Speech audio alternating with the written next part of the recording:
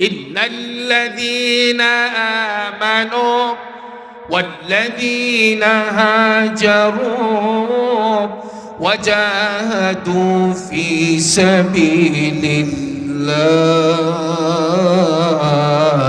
উলাইকা ইয়ারজুনা রাহমাতাল্লাহ ওয়াল্লাহু গফুরুর রহিম। আল্লাহ তাআলা এই আয়াতে কারিমায় বলেন দুনিয়ার সবাই আল্লাহর রহমত পাবে না। এক নম্বর সবক বলেন, দুনিয়ার সবাই আল্লাহর রহমত পাবে না। বলেন এক নম্বর সবক, দুনিয়ার সবাই আল্লাহর রহমত পাবে না।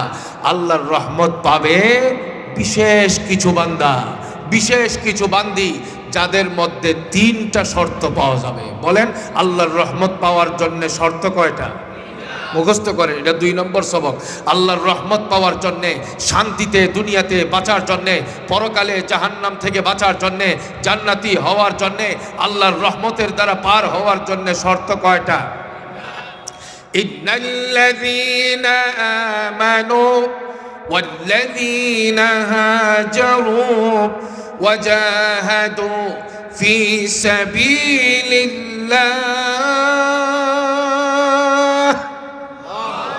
এই তিনটা শর্ত। নাম্বার 1, ইন্নাল্লাযীনা আমানু, যারা ঈমানওয়ালা হবে, নির্ভেজাল ঈমান। বলেন 1 নম্বর শর্ত কিরকম ঈমান? নির্ভেজাল।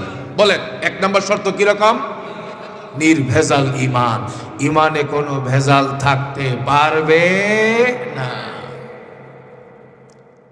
এই শোনো, তৈয়ব সাহেবের মসজিদে নামাজ পড়ো, জুবাইর সাহেবের মসজিদে নামাজ পড়ো, আলেম ওলামাদের পিছনে জুমার দিনে নামাজ পড়তে যাও, নামাজ পড়ো ভালো, তো শুধু নামাজ দিয়ে আল্লাহরে পাওয়া যাবে না।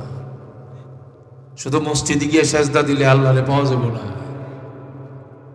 আল্লাহরে পাওয়ার জন্যে, আল্লাহর দুস্থ হওয়ার জন্যে, আল্লাহর ওলি হওয়ার জন্যে মসজিদে যাওয়ার পাশাপাশি পীরের পায়ে গিয়ে সেজদা দিতে হবে, মাজারে গিয়ে সেজদা দিতে হবে, মাজারে বছরে একবার উরুসে যাইতে হবে। শ্রমিক ভাইদের মাহফিল, সেই কারণে এই কথাগুলো একটু বাড়ায় বলতেছি ব্যাপকভাবে। মাজারে গিয়ে সরাসরি বাবাকে খুশি করলে হবে না, একেবারে সস্তাভাবে মাজারে গেলে হবে না। যাওয়ার সময়ে টাকা পয়সা বেশি থাকলে উট নিয়ে যাইবা, টাকা আরো কম থাকলে গরু মহিষ নিয়ে যাইবা, টাকা আরো যদি কম থাকে তাহলে একটা ছাগল নিয়ে যাইবা, না পারলে একটা মুরগি নিয়ে যাইবা, না হইলে এক হালি আন্ডা নিয়ে যাইবা। এরকম আন্ডা বাহিনী সমাজে আছে না? না, সরাসরি আল্লাহকে পাওয়া যাবে না, ওসিলা ধরতে হইব। ওসিলা, ওসিলাকে ও দেওয়ানবাগি নাউজুবিল্লাহ কি আপনাদের এলাকাতে নিষেধ আছে নাকি? ওসিলাকে মাইজবান্ডা, হ্যাঁ নাউজুবিল্লাহ একটু শোনায় বলেন না। 15-16 বছর তো নাউজুবিল্লাহ আলহামদুলিল্লাহ আল্লাহু আকবার শান্তিতে বলা যায় নাই। আল্লাহর নাম জুড়ে নিলেই মনে করছে এই যে জঙ্গি পাওয়া গেছে। কত যন্ত্রণা! এত বড় মাহফিল তো না, ছোটখাটো মাহফিল করতে গেলেই তো এলাকার ওসি সাহেবরে আব্বা টাকা লাগছে একবার, আর এলাকার আওয়ামী লীগের পাতি নেতারে আব্বা টাকা লাগছে 101 বার। এরপরেও মাহফিলে শান্তি নাই।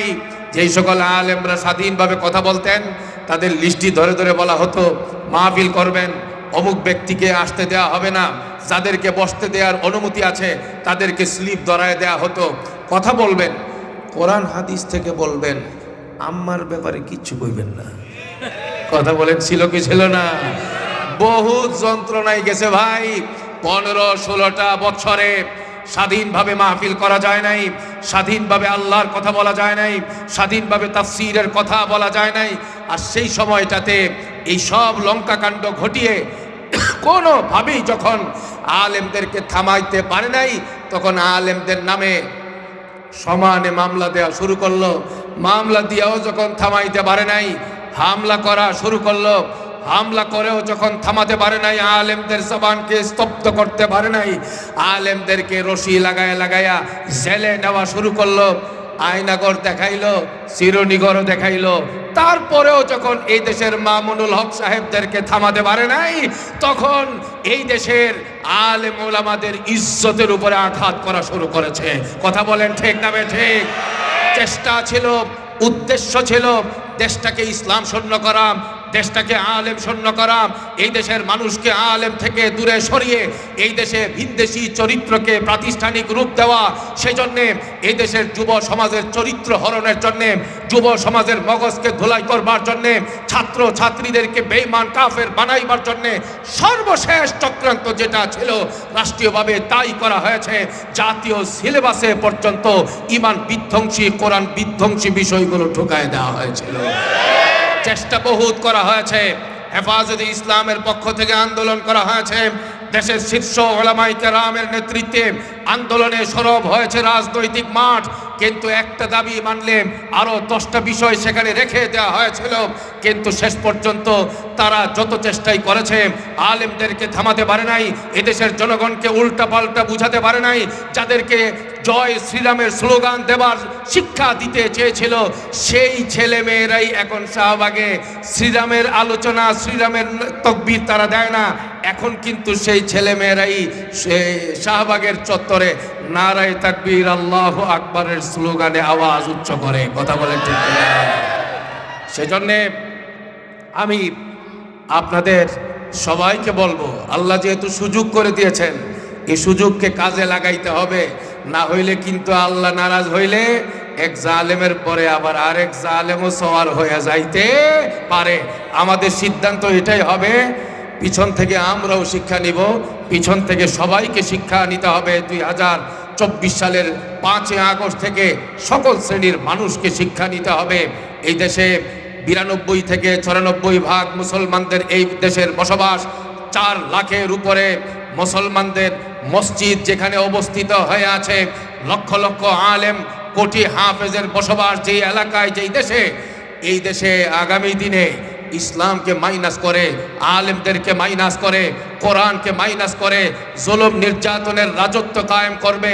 এইরকম কোরআন বিরোধী কোনো শাসনকে 5-10 ঘন্টায়ও এই দেশের মাটিতে থাকতে দেওয়া হবে না। বলছিলাম যে কথা, আমাদের এই দেশে মুমিন মুসলমানদের সরলতাকে বুঝি করে কুফরি মতবাদ, শিরিকি মতবাদ শেখানো হয়, ঈমানকে ধ্বংস করবার চেষ্টা করা হয়। সরাসরি আল্লাহকে পাওয়া যাবে না, শুধু নামাজ পড়ে আল্লাহকে পাওয়া যাবে না, শুধু তিলাওয়াত করে আল্লাহকে পাওয়া যাবে না, শুধু হজ উমরা করে আল্লাহকে পাওয়া যাবে না। ও বিভিন্ন প্রতিষ্ঠানের শ্রমিকের ভাই, ভালো করে বুঝেন, আপনার এই ঈমান সবচেয়ে বড় দামি। এই ঈমান ছাড়া জান্নাতে যাওয়া যাবে না। সেই ঈমানকে ধ্বংস করবার জন্য রাজার বাগিরা কিন্তু চতুর্দিকে ঘুরতেছে, আটরশি চতুর্দিকে ঘুরতেছে, বিভিন্ন রকমের ফন্দি এঁটে, বিভিন্ন রকমের চক্রান্ত করে নারীদের ঈমানকে ধ্বংস করবার জন্য মারেফতের দোহাই দিয়ে মাজারে সেজদা দিবার জন্য বিভিন্ন রকমের যুক্তি আপনাদের সামনে আনছে। কিন্তু পরিষ্কার করে দিতে চাই, আল্লাহকে পাইতে হলে ভেজাইল্লা ঈমান দিয়া পাওয়া যাবে না। আল্লাহর রহমত পাইতে হলে ভেজাইল্লা ঈমান দিয়া পাওয়া যাবে না। আল্লাহর রহমত পাওয়ার জন্য শর্ত ঈমান হতে হবে নির্ভেজাল।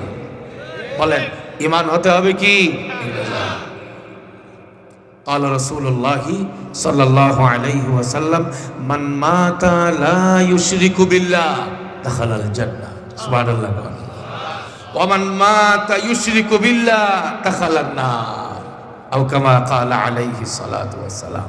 হাবিব পাক বলেন, যে ব্যক্তি নির্ভেজাল ঈমান বানাবে, নির্ভেজাল ঈমান নিয়ে কবরে যাবে, তার ব্যাপারে নিশ্চিত ফয়সালা আসবে, তুমি জান্নাতি। সুবহানাল্লাহ।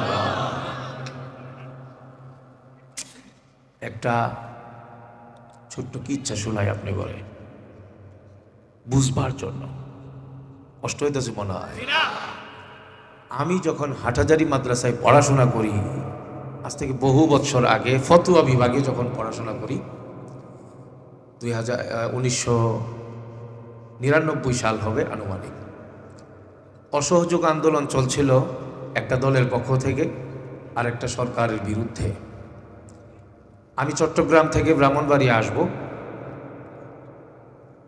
ব্রাহ্মণবাড়িয়া আসার জন্য সবাই নিষেধ করছিল একটু অপেক্ষা করো, একটু শিথিল হোক, কিন্তু আমি আসতেই হবে, ছাত্র মানুষ, একটা মাথার মধ্যে পেরেশানি উঠলে যা হয়। হাটহাজারী মাদ্রাসার থেকে সামনে আগানো বাস স্ট্যান্ড, সেখানে এসে অপেক্ষা করছি। একটা বেবি পেয়ে গেলাম, বেবি ট্যাক্সি। ড্রাইভার বলল এখান থেকে শহরে পার পার্সন, পার প্যাসেঞ্জার 10 টাকা ভাড়া। আমি উঠলাম, একটু পরে আরেকজন প্যাসেঞ্জার উঠলো, 10 টাকা ভাড়া। দুইজন মিলে রওনা দিলাম, আর কোনো প্যাসেঞ্জার নাই। কিন্তু বিশ্বাস করেন এই পুরা রাস্তাটাই আমার জন্যে বিরাট পেরেশানি ছিল। যে উঠছে এর জন্য বিরাট যন্ত্রণা ছিল। ও আমাকে যখন দেখছে বুঝতে পারছে আমি ওই দলের লোক না, আমি ওরে দেখা বুঝতে পারছি ও আসলে আমার গ্রুপের লোক না। ও যেটা গায়ের মধ্যে উপরে একটা চাদর পরা, নিচে আর একটা চাদর পরা, আর মাথার চুল টুল কেমন আলু থালু, আমি বুঝতে পারছি এটা মনে হয় কোনো ফকিরি টকিরি লাইনের মানুষ হবে। কিন্তু কিছুই তো করার নাই, মোটে মাঠে যানবাহন নাই, যেতেই হবে। রওনা দিলাম। ভাই যেতে যেতে বাইজিদ বুস্তামি পর্যন্ত যখন গেলাম, সেখানে যাওয়ার পরে আমার সাথে প্যাসেঞ্জার বলল একখানা থামায় দাও। ওয়া একখানা করে থিও, শ্রীরাঙ্গের বাসায় গেছে, দাঁড়াও। দাঁড়াইছে, নামছে। বুঝা থাকলে শুনা থাকলে বলেন তো, এক একজনের ভাড়া জানি কত টাকা? 10 টাকা। আমি এই কথাটা কেন টান দিছি? আমি এই ধরনের ঘটনা যদি আমি বলি আপনাদেরকে, অনেকেই বলবে, অথবা এই ধরনের মাহফিলের ওয়াজকে নিয়ে বিতর্কিত করবার জন্য বলবে যে আলেম ওলামারা এরা আল্লাহর ওলিদেরকে দেখতে পারে না, এরা আল্লাহর ওলির মাজারদেরকে নিয়ে কুৎসা রটায়। এই জন্যে বিষয়টা একটু সাফ হওয়ার জন্যে আমি বিষয়টা আপনাদেরকে বলছি। আমি শুধু চেয়ে চেয়ে দেখলাম বাইজিদ বুস্তামি পর্যন্ত যাওয়ার পরে ওই বেটা আল্লাহর ওলি নামছে। আল্লাহর ওলি নামছে, যে যাওয়ার সময়ে কিছুই কয় না, সুজা আমগর ব্রাহ্মণবাড়িয়ার ভাষায় কয় তের তেরায় হাইটা জায়গায়, এই যে সুজা চলে যেতেছে। ড্রাইভার ডাক দিয়ে বলতেছে কিরে কিরে ভাই, আমার ভাড়া দিবেন না? ভাড়া দেন। বিশ্বাস করেন আল্লাহর ওলি এমন এক জালালি বক্তব্য দিছে। কি বললি তুই? আরে ভাই ভাড়া দিতে বলছি, আমার গাড়ি দিয়ে আপনারে আনছি, মোটে মাঠে প্যাসেঞ্জার নাই, 10 টাকা দিবেন, সাপ জাগাত ফালান, এটা কইছি। চিনস আমি কে? এই বাইজিদ বুস্তামির যে আল্লাহর ওলি, ওনার 110 নম্বর পুরুষের মেয়ের ঘরের নাতনি আমি। এইভাবে বইলা এরপরে বলল আমার সাথে তুই বিয়াদবি করলি, আমি তোকে ছাড়বো না। আমি পরে চিন্তা করলাম কি উল্লায় মায়েরই শুরু করবো কিনা, ছাড়বো না মানে কি? ড্রাইভার বলতেছে ভাই আপনি কারফুট কান্নাতে এগুলো পরে আমার 10 টাকা সাপ জাগাত ফেলাই দেন। কথা বুঝতেছেন নাকি? তখন সে তো মারাত্মক অবস্থায় চলে আসছে। সে বলতেছে তুই আমার সঙ্গে জানার পরেও বিয়াদবি করলি। কি দিছে বুঝেন নাই? কি দিছে? সিংহাই ফু মাইরা ফু দিয়া কয় যা, আমার সাথে বিয়াদবি করলি না, তোর গাড়ি স্টার্ট হইব না। এবার বুঝ আল্লাহর ওলিদের সঙ্গে বিয়াদবি করলে কত জানে কত চাই, বুঝ। ড্রাইভারের ইমান দেখেন কত মজবুত। ড্রাইভার আমাকে বলে হুজুর আচ্ছা ও টাকা না দিলে না দিছিল, আমার পেটটার মধ্যে লাথি মারলো কি লেগে হুজুর? আমি পরে চিন্তা করলাম যে কারে নিয়ে পড়লাম আমি, কি আর অসহযোগ, অসহযোগ তো গাড়ির ভিতরে শুরু হয়ে গেছে। হ্যাঁ দেয় না টাকা, আর এদিক দিয়ে হ্যাঁ ফুমাইরা দিছে স্টার্ট বন্ধ করে, আরও আমার বলতেছে টাকা না দিলে না দিত, কিন্তু আমার এই পেটের মধ্যে লাথি মারলো।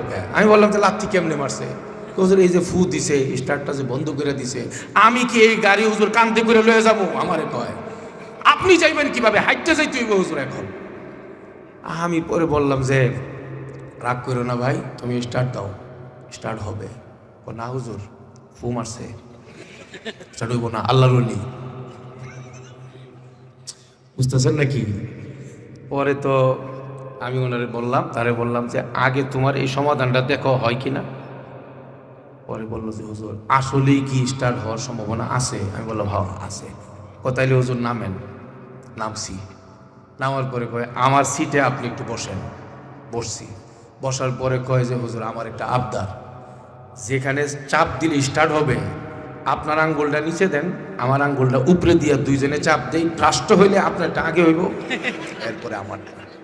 এদেশের মুসলমানের ইমান কোন তলানিতে গিয়া ঠেকছে আবার চিন্তা করেন। পরে আমি বললাম যে অসুবিধা নাই, আমারটার উপরে তোমারটা দাও, দিছে। এরপরে তাকে আমি বলছি তুমি বিসমিল্লাহ কও, বিসমিল্লাহ না করলে স্টার্ট হইব না।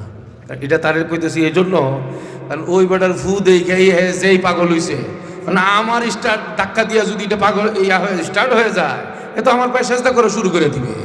তো এই জন্য আমি এটা বিসমিল্লার উপর দিয়ে চালাই দিছি। আমি বললাম বিসমিল্লাহ কও, বলো বিসমিল্লাহ, বিসমিল্লাহ বলছে, দুইজন চাপ দিছি। আপনারা কি মনে করেন স্টার্ট হবে না? হয়েছে তো। স্টার্ট হওয়ার পরে হুজুর বল 1 মিনিট দুধ চালামো হেরে।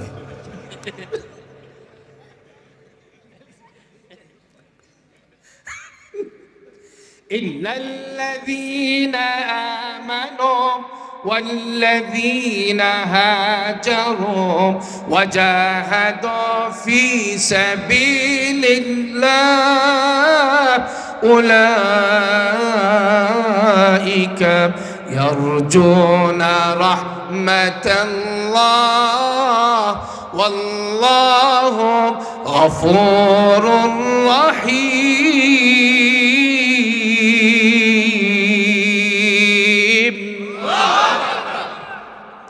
ইন্নাল্লাযীনা আমানু, আল্লাহর রহমত পাওয়ার জন্য শর্ত কয়টা জোরে কান? 1 নম্বরে ভেজাল্লা ঈমান না নির্ভেজাল ঈমান। আচ্ছা আপনি বলেন, আরেক বেটা টাকা মাইরা নিজের ওলি দাবি করলে সে কি ওলি না শয়তান? কথা কি বুঝতে পারতেছেন? এটা বুঝতে হবে রে ভাই। এইটা বুঝবার জন্য আরেকটা কথা আপনাদের সামনে আনতে হবে, নাইলে আবার আপনাদের এখানে পেস লাগতে পারে। আপনাদের কষ্ট হইতেছে নাকি? একটু বুঝাই। আমাদের বাংলাদেশে একজন বহুত বড় আল্লাহর ওয়ালি ছিলেন, বহুত বড় শাইখুল হাদিস ছিলেন, বহুত বড় উস্তাজুল আসাতিজা ছিলেন, হযরতুল আল্লাম ইহসানুল হক সন্দীপী রাহমাতুল্লাহি আলাইহি। ইহসানুল হক সন্দীপী রাহমাতুল্লাহি আলাইহি যখন চট্টগ্রামের দারুল মাআরিফে জীবনের শেষ মুহূর্ত পর্যন্ত বুখারী শরীফ পড়াইছেন, উনি আমার দাদা হুজুর। ওনার ছেলে যে হজরতের নামে আমার নাম, হাটাজারি মাদ্রাসার বর্তমান শিক্ষা সচিব, মুসলিম শরীফ যিনি পড়ান, উস্তাজুল আসাতিজা, দেশের শীর্ষ 2-3 জন মুফতির মধ্যে অন্যতম হযরতুল আল্লাহ মুফতি কিফায়াতুল্লাহ সাহেব হুজুর দামাত বারাকাতুহুম, হুজুরের আব্বাজান ছিলেন হযরত ইহসানুল হক সন্দীপী রাহমাতুল্লাহি আলাইহি। আমরা জানতাম হুজুরের অনেক অলৌকিক ঘটনা ছিল। ঈশ্বরগঞ্জে একদিন বয়ান করলাম, হুজুরের আব্বাজান আল্লাহর ওয়ালি তিনি পাশেই রুমের মধ্যে বসে আমার বয়ান শুনলেন। বয়ান শেষ করার পরে হুজুর আমাকে ডাকায় নিলেন। মুরব্বী, কথা সব বোঝা যাইতো না, অস্পষ্ট ছিল। ডাকায় নিলেন, ভিতরে গেলাম। যাওয়ার পরে আমাকে বললেন, এই তুই বয়ান করছিস? তুই আমাকে তুই তুই করে বলতেন। আর মুরব্বীদের তুই বলার মধ্যে যেই মজা, ঠিক না? আমাকে বললেন এই তুই। আমি বললাম জি। ভালো বয়ান করছিস, ভালো বয়ান করছিস। টাকা নিস নি, কন্ট্যাক্ট করে এত দেওয়া লাগবো। আমি তো এমন লজ্জায় পড়ছি, আশপাশে যারা ছিল, দাদা না না না না এটা হয় না। পরে আমি বলছি যে আমার একটু দোয়া করে দেন, মাথার মধ্যে হাত দিয়া। তো দোয়া করে দিছে। আমি তো বের হওয়ার আগে আমি বললাম আমি এখান থেকে যাব, আমার আরেক জায়গায় প্রোগ্রাম আছে। প্রোগ্রামটা ছিল ওখানে দিনের বেলা, রাত্রের প্রোগ্রাম হইল ভৈরব। আমি বললাম দাদা আমি যাব, কিন্তু আমার একটা শর্ত আছে। কি শর্ত? আপনার জীবনের অনেক অলৌকিক ঘটনা আছে আমি জানি, একটা অলৌকিক ঘটনা আমাকে আপনি নিজে শোনাতে হবে। কোনোভাবেই রাজি হয় না। আমি এই কথাটা কেন বলতেছি? আগেরটা ছিল দান্দালি, আর এখন সহি তরিকার আল্লাহওয়ালা যারা কোরআন হাদিস অনুযায়ী জীবন বানায়, এদেরকে আল্লাহ তাআলা কেমন কুদরতি পাওয়ার দেন সেটা বুঝাইবার জন্যে পাইকারি দরে সব আল্লাহওয়ালাদেরকে খারাপ মনে যেন আপনারা না করেন, সেটার জন্য আমি আপনাদেরকে বলছি। হযরত কোনোভাবেই রাজি হন না। আমি বললাম যে আমি আপনার কথা না শুনে যাবই না, আমাকে শোনাতেই হবে। শেষ পর্যন্ত হযরত রাজি হইলেন। হযরত বললেন আমি যখন সোহাগী মাদ্রাসায় পড়াই, এই কিশোরগঞ্জের ময়মনসিংহ ঈশ্বরগঞ্জে সোহাগী, সেখান থেকে আমি জুমার নামাজ এর দিনে, জুমার দিনে আমি রওনা হলাম। আমি যাব চট্টগ্রাম হয়ে ওখান থেকে আমি যাব এটাকে কি বলে সন্দ্বীপ, ওনার বাড়ি ছিল সন্দ্বীপ। হযরত বলেন আমি সকালবেলায় রওনা দিয়েছি যাতে করে কোনো না কোনো জায়গায় আমি সুন্দর মতো জুমার নামাজটা আদায় করতে পারি। এবং হযরত বলেন যে আমার সারা জিন্দেগির আমল হইল আমি নিজের এলাকায় থাকি আর সফরের হালাতে থাকি, আমি জামাতের সাথে যে কোনো এলাকার মসজিদে জুমার নামাজ আদায় করে আসছি সারা জীবন, এটা আমার জিন্দেগির বড় আমল, এটা ছাড়া আমার দিলে শান্তি থাকে না। এই চিন্তা করে তিনি রওনা দিলেন সকাল সকাল। ওই সময় দাউদকান্দির ফেরি হয় নাই। আমি আপনাদের সাথে কিছু আলাপ সালাপ করতেছি আর কি, বয়ান তো আগে করছে মাশাআল্লাহ, এরপরেও হবে বুঝবার জন্যে বিষয়গুলো। হযরত বললেন যে দাউদকান্দির ফেরি পার হওয়ার পরেই জুমার আজান দিল, জুমার নামাজের প্রস্তুতি নিতে হবে। তিনি বলেন আমি ড্রাইভারকে বললাম ভাই জুমার দিনে জুমার আজান হয়েছে, চলেন আপনিও নামাজ পড়বেন। ভাই যাত্রীরা যারা আছেন আমরা সবাই নামাজ পড়ব, একসঙ্গে আরামসে পড়ে আমরা গাড়িতে যাব। সাথে সাথে গরম মুফতিরা গরম ফতোয়া দেওয়া শুরু করলো, হুজুর মাসলা পড়েন নাই, বৈশা বৈশা গাড়িতে নামাজ পড়া যায়। আপনারা আশা করি আমার সঙ্গে একমত হবেন, আমাদের এই দেশের পড়াশোনা কইরা মুফতি হয়েছে যারা, এরা কিন্তু অত ফতোয়া দেয় না। এই দেশের 4 স্টলের গরম মুফতিরা প্রতিদিন বিকাল বেলায় গরম যেই ফতোয়া দেয়, কথা বলেন ঠিক না বেঠিক? তো হুজুরকে বললেন যে হুজুর চেয়ারে সিটে বসে নামাজ পড়া যায়, বিভিন্ন রকমের। আবার কেউ কেউ বলতে থাকলো আমগর বহুত কাম আছে, আপনারা তো মোল্লা মুন্সি মানুষ, হ্যাঁ পরের বাড়ির খান মসজিদে ঘুমান, আন্দাজ মরাদ নাই, এই জাতীয় বিভিন্ন রকমের কথাবার্তা যখন বলল, হুজুর বললেন যে না ভাই আপনারা যান, আপনাদের অনেক ব্যস্ততা। ড্রাইভারকে বললেন ভাই আমাকে নামাই দাও, নামাই দিছে। ড্রাইভার তো খুশি, এই হুজুরে বিদায় করছি, না হয় আগে সামনে আসরের সময় আরেক বিপদ লাগতো, আবার বলতো নামাও, বিদায় করে দিলাম, যন্ত্রণা মুক্ত হইলাম। হুজুর তো আরামসে চলে গেছে মসজিদে, নামাজ পড়ছে। নামাজের পরে আমাকে দাদা বলতেছেন এহসানুল হক সন্দীপী রহমতুল্লাহি আলাইহি, আমার মাথায় আসলো যে এখন তো প্রচণ্ড রোদ, রাস্তার মধ্যে দাঁড়ায়া এরপরে একটা বাস পাওয়া বড় কষ্ট হবে আমার জন্যে। বিকাল বেলায় যখন ঠান্ডা ঠান্ডা হবে একটা বাস ধইরা আমি চিটাগাং শহরে চলে যাব, এটা আমার জন্য খুব ভালো হবে। জুমার নামাজ পড়া উনি গেলেন যে একটু শুই, দুপুরবেলা একটু শোয়া সুন্নত, একটু শুই, একটু আরাম করি। বাস তো চইলেই গেছে। বিশ্বাস করেন ভাই, হুজুর আমাকে বলেন যে আমি যেই শুইতে যাব দেখি বাসের ড্রাইভার এসে বলে হুজুর আসসালামু আলাইকুম। সুবহানাল্লাহ কি এলাকার মধ্যে আছে নাকি? এটা কার কুদরত জোরে কন। হুজুর বললেন যে আপনারা কে? হুজুর আমি বাসের ড্রাইভার। চতুর্দিকে বহুত আল্লাহর ওলি জমছে, বাসের যাত্রী যারা ছিল সব আল্লাহর ওলি জমছে। হুজুর হুজুর আমরা নামাজ পড়ছি হুজুর। এটার গ্রামের মানুষ কয় ঠেলার নাম বাবাজি। হুজুর বললেন যে আচ্ছা আপনারা কেউ যান নাই? ড্রাইভার সাহেবকে বললো আপনি যান নাই? আপনাদের না অনেক কাজ, যান নাই? হুজুর বহুত চেষ্টা করছি, যতই পাড়া দিছি স্টার্ট হয় না। লা ইলাহা ইল্লাল্লাহ, লা ইলাহা ইল্লাল্লাহ, লা ইলাহা ইল্লাল্লাহ, লা ইলাহা ইল্লাল্লাহ, লা ইলাহা ইল্লাল্লাহ, লা ইলাহা ইল্লাল্লাহ, লা ইলাহা ইল্লাল্লাহ। ভাই হযরত সন্দীপী রহমতুল্লাহি আলাইহি তিনি বললেন আমি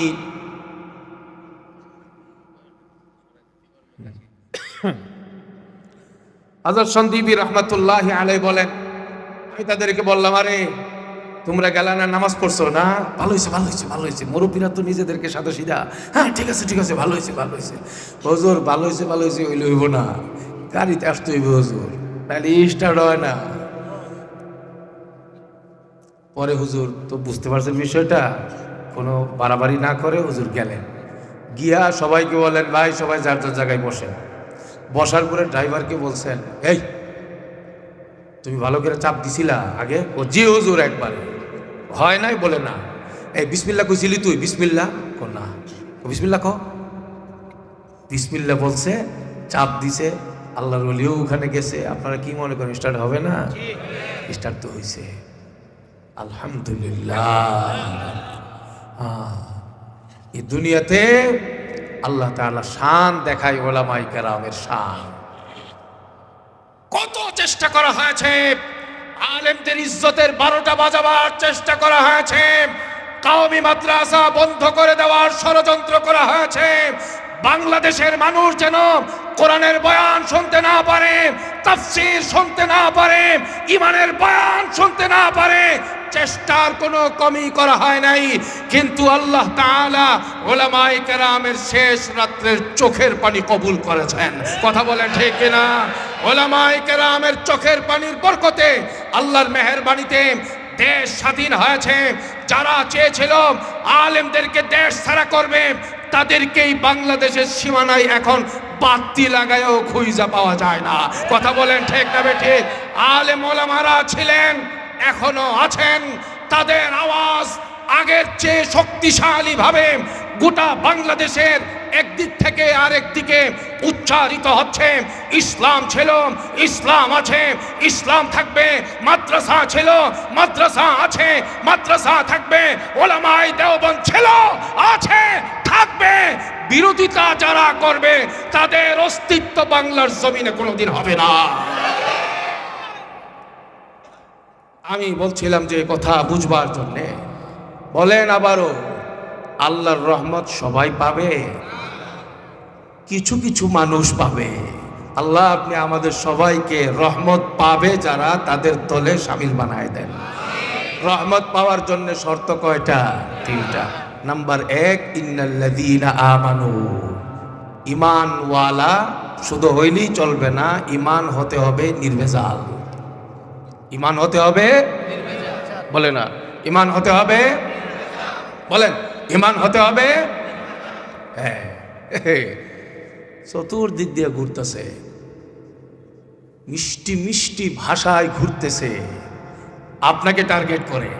ভাই আপনি শ্রমিক, আপনাকে টার্গেট করে ঘুরতেছে। এখানে তৈয়বী সাহেব আছেন, মাওলানা তরিকুল ইসলাম তালুকদার সাহেব আছেন, আশেপাশে যত উলামায়ে কেরাম আছেন, তাদেরকে টার্গেট করে এদেশের কাদিয়ানীরা কার্যক্রম চালায় না, বরং আলেমদের নাম শুনলে তাদের গায়ে 110 ডিগ্রি জ্বর উঠে। কথা বলেন ঠিক কিনা? কাদিয়ানীরা সারা বাংলাদেশে, গাজীপুরে, গাছা এলাকায়, জাতীয় বিশ্ববিদ্যালয়ের আশপাশে তারা স্বীকার করবার জন্য যাদেরকে খুঁজতেছে, তারা হইল যারা আলেম হতে পারে নাই, মেট্রিক পাস করেছে, আইএ পাস করেছে, বিএ পাস করেছে, মাস্টার্স করেছে, ডক্টরেট ডিগ্রি নিয়েছে, অ্যাডভোকেট হয়েছে, ডাক্তার হয়েছে, ইঞ্জিনিয়ার হয়েছে। এই সকল মানুষের কাছে যেহেতু দুনিয়ার পড়াশোনা আছে, কোরআন হাদিসের পর্যাপ্ত ইলম নাই, তাদেরকেই কাফের বেঈমান বানাবার জন্যে ইংল্যান্ডের পালিত পশু সেই মানুষগুলো বাংলাদেশে তারা কাজ করে যাচ্ছে। আর তারা বলে আল্লাহর নবীর পরে গোলাম আহমদ কাদিয়ানী আরেকজন নবী। কিন্তু স্বাভাবিকভাবে এই কথাটা বললে তো এই বাংলাদেশের মুসলমান এটা খাবে না। এজন্য তারা কি বলে জানেন? তারা বলে স্বয়ং সম্পূর্ণ নবী একমাত্র আমাদের নবী মুহাম্মদুর রাসূলুল্লাহ সাল্লাল্লাহু আলাইহি ওয়াসাল্লাম। আর গোলাম আহমদ কাদিয়ানী যে, উনি হইল সহযোগী নবী। না নাউজুবিল্লাহ, আরো আস্তে কর। গোলাম আহমদ কাদিয়ানী যে, উনি হইল ছায়া নবী, জিল্লি নবী, বুরুজি নবী, মারিয়াম মার্কা নবী। আরে মারিয়াম মানি আপনাকে তাইলে মারিয়ামের তো মারিয়াম মানি মহিলা, মাসে মাসে রেড সিগন্যাল আহে, তো ওনার কি এটা আহেনি? কহ আহে। মাথা কি ঠিক আছে না তার সিরা? কিন্তু মানুষকে বুঝাবার জন্যে, এদেশের মানুষের ইমানকে হরণ করবার জন্যে, সাচ্চা ইমানকে ধ্বংস করবার জন্যে, স্কুল কলেজের ছেলে মেয়েদেরকে বেঈমান বানাবার জন্যে, প্রশাসনের ভাইদেরকে বেঈমান বানাবার জন্যে তারা বলে আলেমরা যেমন মাথায় টুপি দেয় আমরাও তো টুপি দেই, তারা যেমন মসজিদে নামাজ পড়ে আমরাও তো মসজিদে নামাজ পড়ি, তারা যেমন কোরআন শরীফ পড়ে আমরাও তো কোরআন শরীফ পড়ি। এই কথা বলে মানুষকে বোকা বানায়। একবারও এই কথাটা আমাদের সমাজের মানুষ চিন্তা করে না। এইরকম টুপি, এইরকম দাড়ি, এইরকম কোরআন তিলাওয়াত, এইরকম নামাজ মদিনাতে নবীর জামানার মুনাফিকরাও দিত। কথা বলেন ঠিক না? মদিনাতে মুনাফিকরা নবীজির পিছনে নামাজ পড়তো, নবীজির বয়ান শুনতো, নবীজির সঙ্গে জেহাদের ময়দানে যাইতো, নবীর মতো করে মাথায় টুপি দিত, নবীর মতো করে গায়ের মধ্যে পোশাক লাগাইতো, নবীর মতো করে চলার জন্য তারা প্রকাশ্যে তারা ওই ভাব ভঙ্গি দেখাইতো। তাইলে কি শুধু বাহ্যিক রূপটা মুসলমানের মতো হইলেই কি সে মুসলমান? বিশ্বাস করেন, গত 15-16 বছর আমি নিজেও ভুক্তভোগী। এদেশের শীর্ষ উলামায়ে কেরামের সঙ্গে জুতা টানবার জন্য যখন যেখানে সুযোগ হয়েছে গিয়েছি, আমি দেখেছি প্রশাসনের সর্বোচ্চ চেয়ারে যারা বসা, কাদিয়ানীদের যখন আকীদা বলা হয় কুফরি আকীদা, তারা আটকে উঠেন আর বলেন, বলেন কি এই ধরনের কাদিয়ানী মতামত গ্রহণ করলে তো ঈমান থাকবে না, তাদেরকে প্রতিরোধ করতে হবে। আলেমদের যেমন দায়িত্ব, আমরা যারা আছি চেয়ারে বসা আমাদেরও দায়িত্ব। এই ধরনের মিষ্টি মিষ্টি কথা বলে আলেমদেরকে প্রকাশ্যে সান্ত্বনা দিয়েছে। পরবর্তীতেই দেখা গেছে এই মানুষগুলো পর্দার আড়ালে কাদিয়ানীদের সঙ্গে বৈশা মুরগির রান চাবায়। এই রকম 2 নম্বরই কার্যক্রম আগামীতে কাউকে করতে দেয়া হবে না। আগামী দিনে নির্বাচনের মাধ্যমে ক্ষমতায় যারা আসতে চাইবে, এদেশের মুসলমানের দাবি থাকতে হবে, যারা রাষ্ট্রীয়ভাবে কাদিয়ানীদেরকে অমুসলিম ঘোষণার দাবি পূরণ করবার সিদ্ধান্ত জানাবে, তাদেরকেই ক্ষমতায় বসানো হবে। কাদিয়ানীদের সঙ্গে আতাত করবে, হিজবুত তাওহীদের কুলাঙ্গারদের সঙ্গে আতাত করবে, নাস্তিক মুরতাদদের সঙ্গে আতাত করে দেশ চালাবে। চলতে দেয়া হবে না, হবে না, হবে না, হবে না।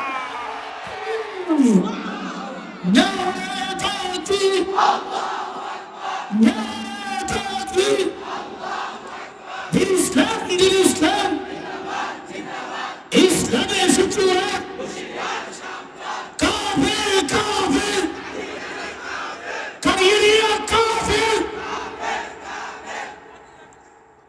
আয় আল্লাহ, বলেন ইমানের হেফাজতের দরকার আছে না নাই?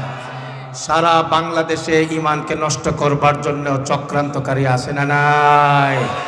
আমার ইমান যেমন বাঁচাতে হবে, আমার ইসলাম যেমন বাঁচাতে হবে, আমার ছেলে মেয়েদের ইমানও বাঁচাইবার চেষ্টা করতে হবে। কথা বলেন ঠিক কিনা? সেজন্যে শ্রমিক ভাইদেরকে বলছি, এলাকাবাসীকে বলছি, এই এলাকায় এই সিদ্ধান্ত একটা নেওয়া যাইতে পারে। বলবো হ্যাঁ,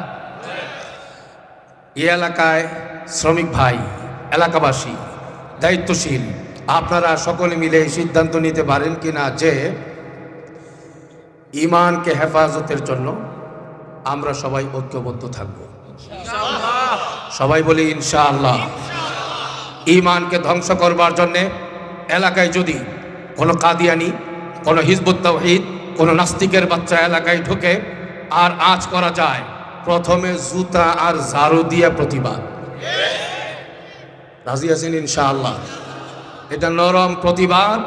এরপরে আগামী দিনে আমাদের গাজীপুর জেলার উলামায়ে কেরামের পক্ষ থেকে, কাসা উলামায়ে কেরামের পক্ষ থেকে, দেশের শীর্ষ উলামায়ে কেরামের পক্ষ থেকে আবার যদি কখনো ডাক আসে ইসলামের হেফাজতের জন্যে, দ্বীনের হেফাজতের জন্যে, কাদিয়ানীদেরকে রাষ্ট্রীয়ভাবে অমুসলিম ঘোষণার দাবি আদায়ের জন্যে রাস্তায় নামার ডাক যদি আসে, আমাদের সকলকে এই সিদ্ধান্ত নিতে হবে। আমরা 13 সালে শাপলা চত্বরে যেভাবে গিয়েছিলাম, বুকে বুলেট নেব, তারপরে ইমান ছিনায় নেবে কোনো কুলাঙ্কার, সেটা হতে দেব না। সুতরাং এই রকম মানসিকতা রাখতে হবে। দুনিয়ার টাকা পয়সা সব আছে, যদি ঈমান না থাকে পরকালে বাঁচা যাবে না।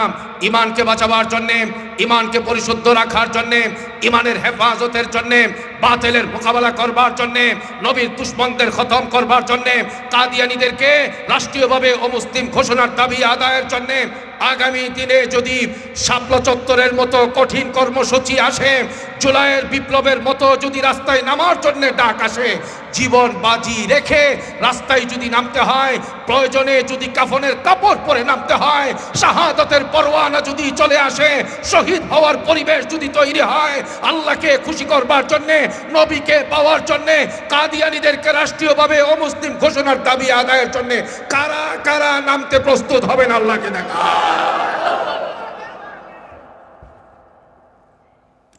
নারায়ে তাকবীর, নারায়ে তাকবীর, কাফির কাফির, কাদিয়ানীরা কাফির, নারায়ে তাকবীর। বলছিলাম আপনাদেরকে মৌলিক একটা বিষয়ে আলোচনা করছিলাম, আবারও সেই সবকটা স্মরণ করিয়ে দেই। বলেন তো, আল্লাহর রহমত সবাই পাবে? আল্লাহর রহমত যারা পাবে তাদের জন্য শর্ত কয়টা? তিনটা। নাম্বার 1, ইন্নাল্লাযীনা আমানু ওয়াল্লাযীনা হাজারু وجاهدوا في سبيل الله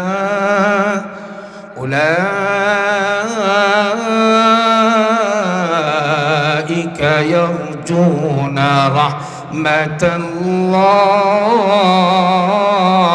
والله غفور رحيم।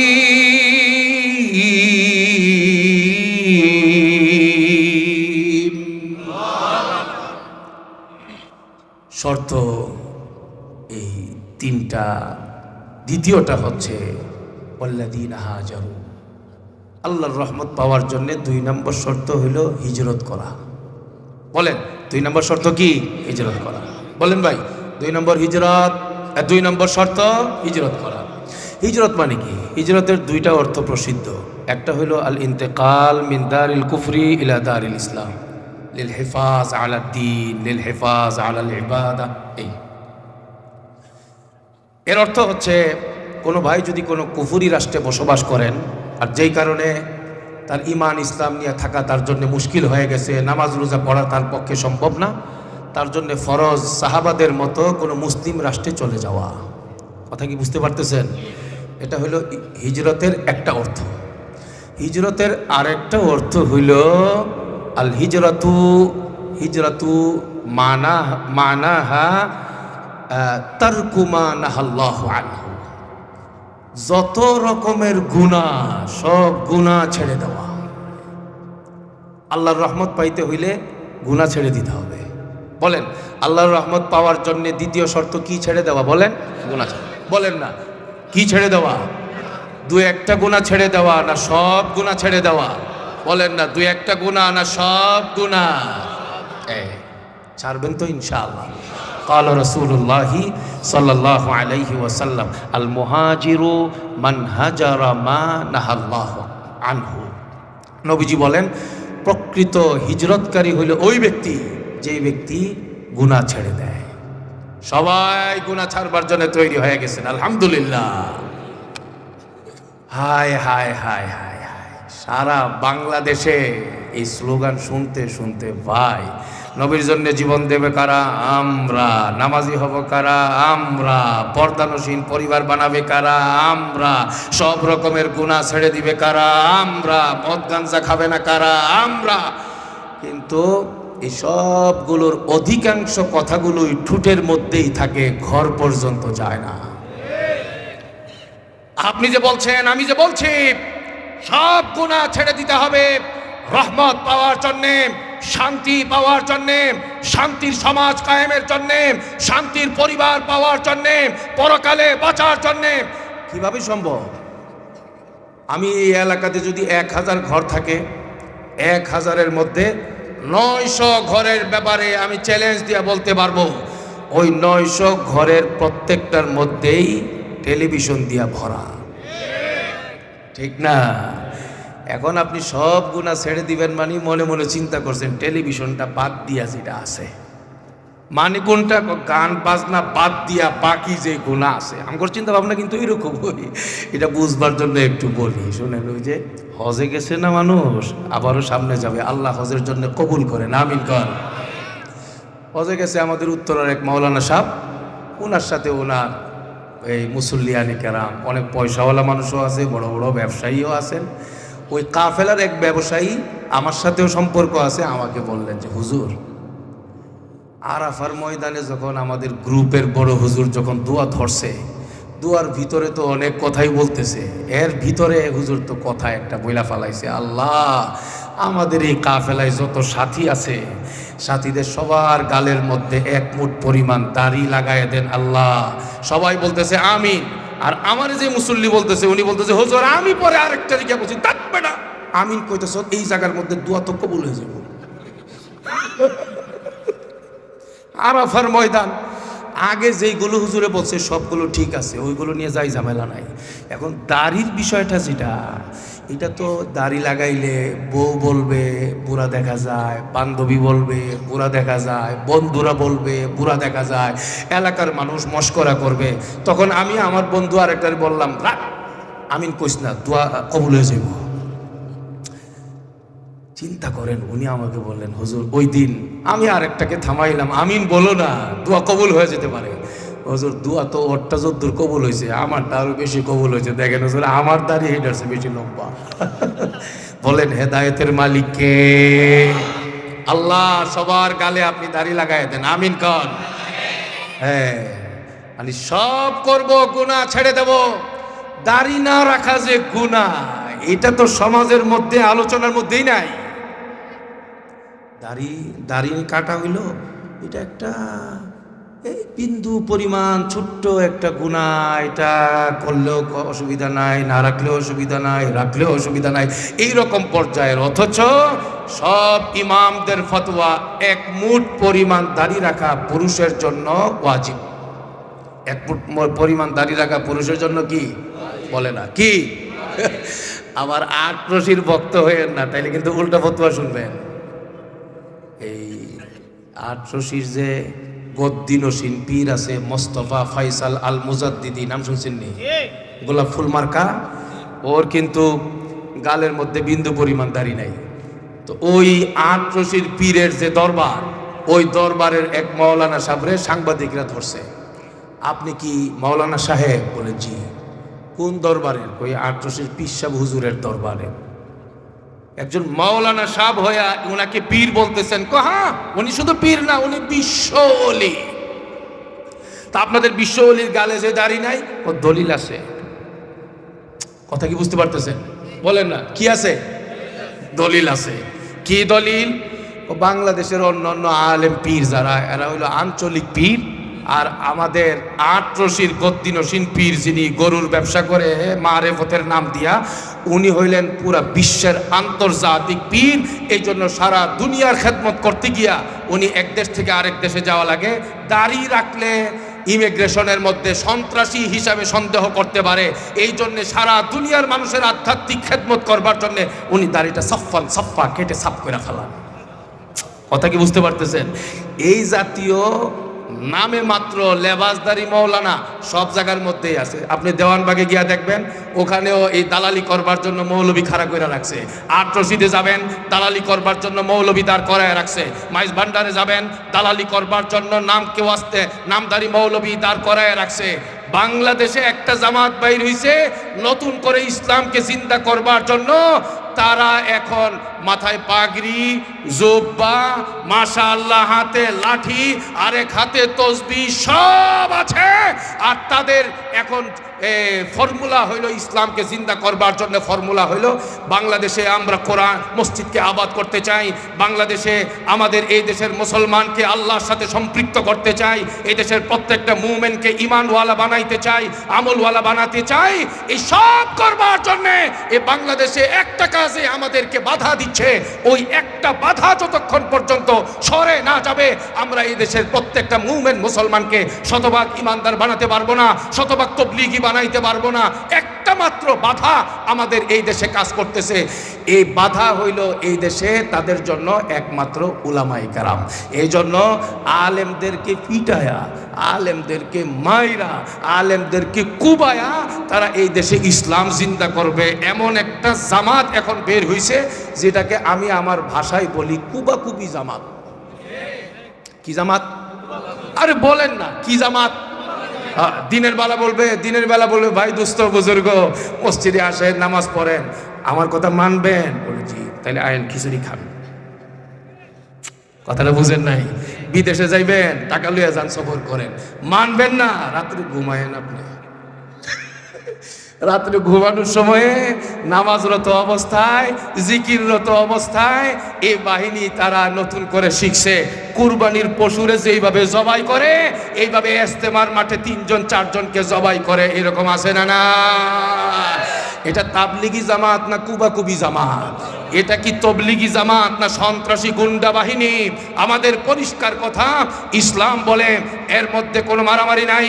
মুসলমানে দোস্তি আছে, ভালোবাসা আদান প্রদান করা আছে, একজন আরেকজনের পাশে দাঁড়াবার বিষয় আছে। এক ভাই আরেক ভাইয়ের মাথা ফাটাবে, এক ভাই আরেক ভাইয়ের গায়ে আঘাত করবে, এটা কোরআনে নাই, হাদিসে নাই, ইসলাম সমর্থন করে না। আমি আপনাদেরকে জিজ্ঞেস করে জানতে চাই, যারা পড়াশোনা করে নাই, লেবাসে মৌলবী দেখা যায়, এদেরকে বাদ দিয়ে সত্যিকারের আলেম যারা, মুফতি মাসুদুল করিম সাহেব সহ আমাদের গাজীপুরের নেতৃস্থানীয় ওলামাই কেরাম, আমাদের স্টেজে গাছা এলাকার ওলামাই কেরাম যারা আছেন, তাদের নেতৃত্বে তবলিগ করবার জন্য, তবলিগ শিখবার জন্য, ঈমান শিখবার জন্য, ইসলাম শিখবার জন্য, শরীয়ত শিখবার জন্য আলেমদের তত্ত্বাবধানে কার্যক্রমে শামিল থাকব। এর বাইরে ইসলাম নিয়ে অন্য কেউ কথা বলবে, এটা কোনো অবস্থাতেই বরদাস্ত করা হবে না। আলেমদের সঙ্গে থাকবার জন্য এই স্লোগান কারা দিতে পারবেন? আলেম যেখানে আমরা, বলেন আলেম যেখানে আমরা, আলেম নাই যেখানে আমরা নাই। এই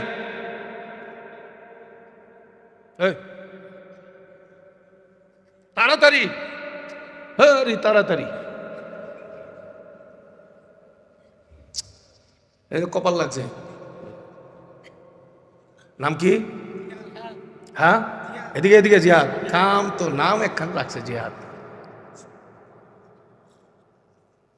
নাম কি? পড়াশোনা কোন ক্লাস? 10 চলতেছে পড়াশোনা। গলার পানি শুকিয়ে গেছে কেন? সোজা ওইদিকে দাঁড়াও।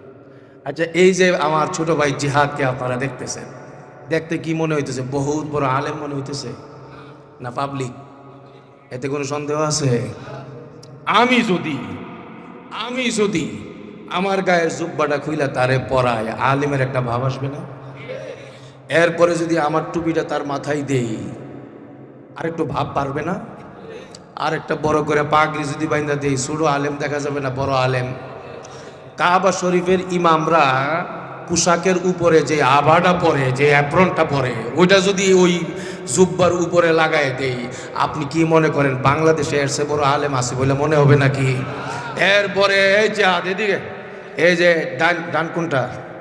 এই ডান হাতে একটা লাঠি, বাম হাতে একটা তসবি ধরায় দিলাম। ছোট হলি না বড় হলি দেখা যাবে? হ্যাঁ, তুমি তো পান খাও না, পান খালি বিয়া করবো কেমন? খাও না এখন। শোনো, তোমার মুখের মধ্যে যদি ইচ্ছা কইরেই আমি 2-3 খিলি পান ঢুকাই দিই, আর সে যদি মোটামুটি একটা ভাব নিয়ে পানের ফুটা ফেলতে থাকে, মাথার মধ্যে পাগড়ি, গায়ের মধ্যে লম্বা জুব্বার উপরে আরব দেশের ইমামদের ওই পোশাক, এক হাতে লাঠি আর এক হাতে তসবি, আর তারে নিয়া আমাদের ওই আবুল কালাম তৈয়বী ভাই গেছে এখানে কি আপনি বলে বাপ ধরছিলেন, এই তৈয়বী সাহেবের মসজিদে ঘটনাক্রমে আমি আর মুজাহিদ জিহাদ এই 2 জনে মিলে গেলাম, তারে তো ওইভাবে সাজাইছি। সাজানোটা বুঝেন না আপনারা? বলেন, ওইভাবে সাজাইছি, বুঝেন নাই? ওই সাজায়া আমরা 2 জন গেছি ওই তৈয়বী সাহেবের মসজিদে একদিন আসরের সময়ে।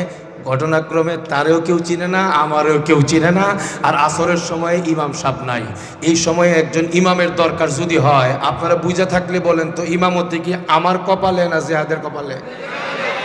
এই যে জেহাদের কপালে যে ইমামতিটা গেল, এটা কি এলেমের কারণে না লেবাসের কারণে? কিন্তু এই লেবাসে মৌলবী দিয়ে ইমামতি চলবো? ইমামতি করুন যাব সাফ সুতরা কথা। ফতোয়া ফারাইজ চলবে না, কিন্তু উনি আবার আল্লাহ মাফ করেন যদি ওই সন্ত্রাসী বাহিনীর হাতে পড়ে যায় আর একটা চিল্লা দিয়ে আনতে পারে, তখনই কিন্তু বাপ ধরে ফেলাইব। আরে হাটাজারি মাদ্রাসার হুজুররা কি জানে, এই পৃথিবীতে আমার চেয়ে বড় আলেম কেউ আসেনি। এই কারণেই কিন্তু বাংলাদেশে যত গন্ডগোল।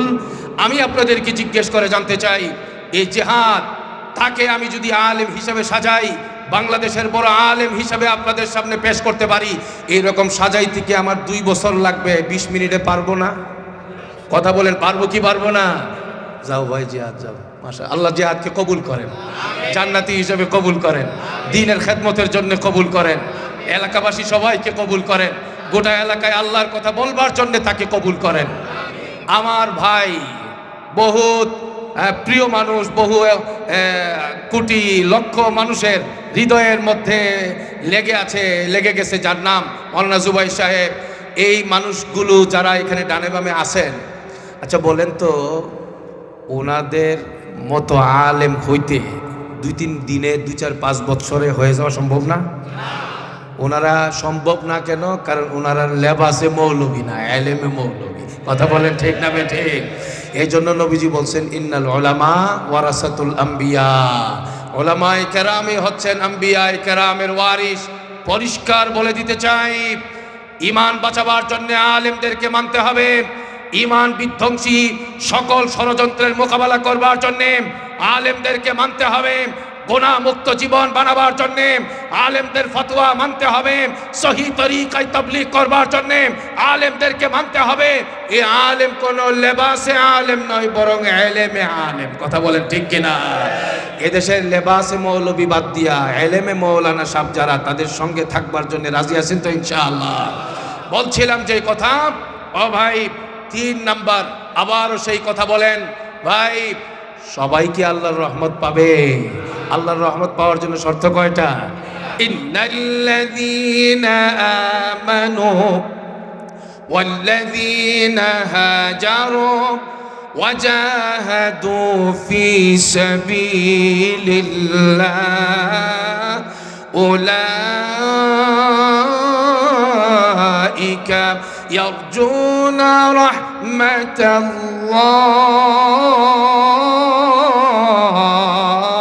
ওয়াল্লাহু গফুরুর রহিম।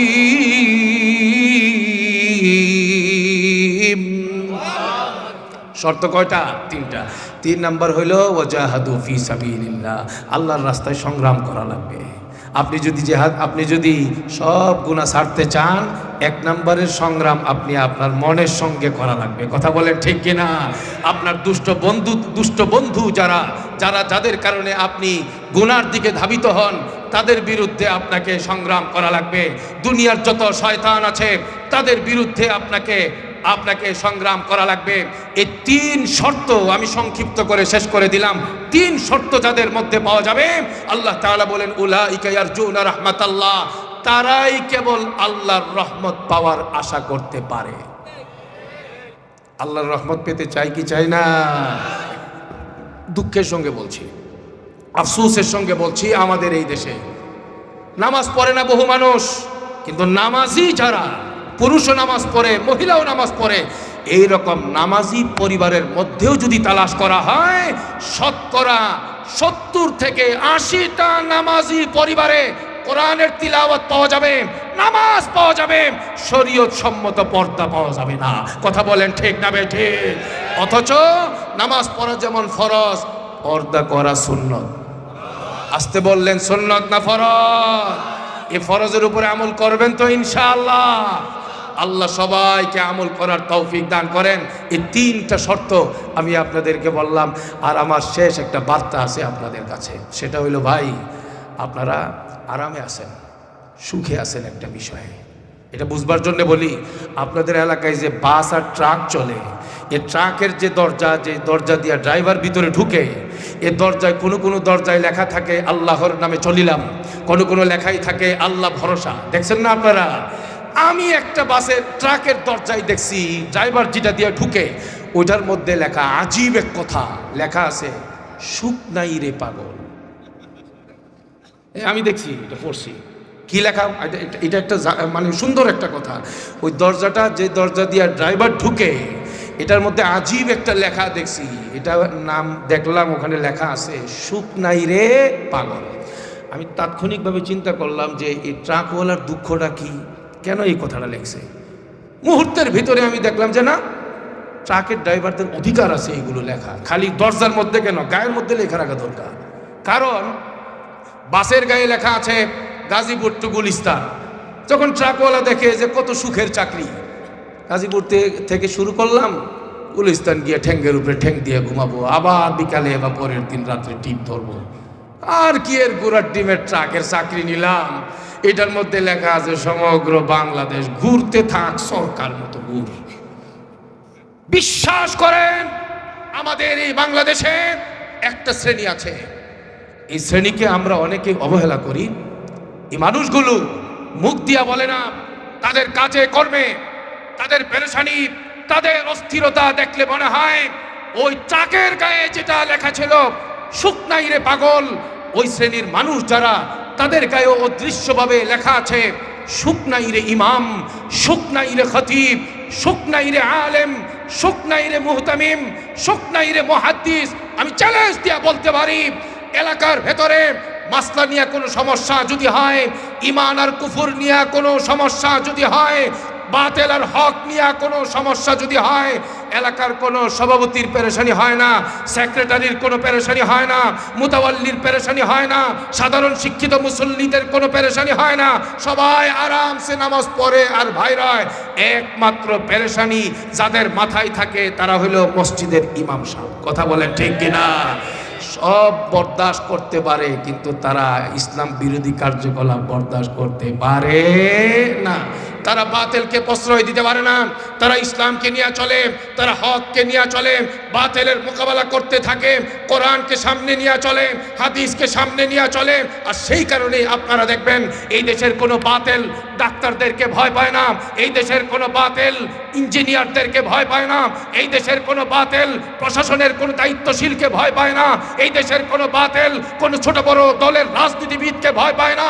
এই দেশের ইমানি জগতের বাতিল, আকীদার জগতের বাতিল, আমলের জগতের বাতিল, বেদাতের জগতের বাতিল, যত বাতিল গোষ্ঠী আছে এই দেশে যদি তারা ভয় পায়, একমাত্র দেওবন্দি কওমে আলেমদেরকেই ভয় পায়। কথা বলেন ঠিক না ঠিক? এই ব্যাপারটা নবীজি হাদিসের মধ্যে বলেছেন, রাসূলুল্লাহ সাল্লাল্লাহু আলাইহি ওয়াসাল্লাম বলেন, ফাকিহুন ওয়াহিদুন আসাদ্দু আলা শাইতানি মিন আলফি আবিদ। নবীজি বলেন, শোনো, যার দিলে, যার সিনার মধ্যে আল্লাহ তাআলা ইলম দান করেছেন, ওই রকম নির্ভরযোগ্য ইলমওয়ালা কোনো আলেম যদি এলাকায় থাকে, দুনিয়ার সাধারণ মুসল্লি 1000 কেউ শয়তান ওই পরিমাণ ভয় পায় না, একজন নির্ভরযোগ্য আলেমকে শয়তান সেই পরিমাণ ভয় পায়। এটা আপনারা বিশ্বাস করেন নাকি? আলেমদেরকে যে ভয় পায় বিশ্বাস করেন? যদি বিশ্বাস না করেন তাইলে সাদিয়ানি গোষ্ঠীর গিয়ে জিগান, এদেশের আলেমদের নাম শুনলে তোমার কেমন লাগে? কথা বলেন ঠিক কিনা? নাম শোনা মাত্র গায়ে জ্বর উঠে। আমি আপনাদেরকে এই কথাই বলতে চাই, আপনারা আলেমের আত্মীয় হওয়ার জন্যে নিজেদেরকে আল্লাহর কাছে কবুল করাতে হবে। আপনারা আগামী দিনে, আমি এখানে আসার পরে যেটা দেখলাম, আমার ভাই মাওলানা জুবাইর সাহেবের তত্ত্বাবধানে পরিচালিত মাদ্রাসা, নাম জানি কি, বাইতুল হিকমা একাডেমি, এই মাদ্রাসার অনেক ছেলেদের বক্তব্য আমি আসতে আসতে শুনেছি, আসার পরেও আমি শুনেছি, তিলাওয়াত শুনেছি। আলহামদুলিল্লাহ, আস্থা রাখা যায় এই মাদ্রাসার প্রতি, আস্থা রাখা যায় মাদ্রাসার পরিচালকের উপরে, আস্থা রাখা যায় এই মাদ্রাসার সিলেবাসের প্রতি। আমি আপনাদেরকে বলবো, এই সময়ে আপনাদের চিন্তা ভাবনাকে উল্টাতে পারেন, পাল্টাতে পারেন, পরিবর্তন করা দরকার। একটা সময়ে বলছেন আলেম বানায়ও না, হাফেজ বানায়ও না, না খায়া মরবে। আপনি খোঁজ খবর নিয়ে দেখেন, হাফেজ আলেমদের অবস্থা কিন্তু ওইটা না। আলেমরা এখন অবস্থা এইরকম, খানার ধরে, খানার ভয়ে, এত খাবার কত খাওয়া যায় এই ভয়ে পালায়া থাকতে হয়।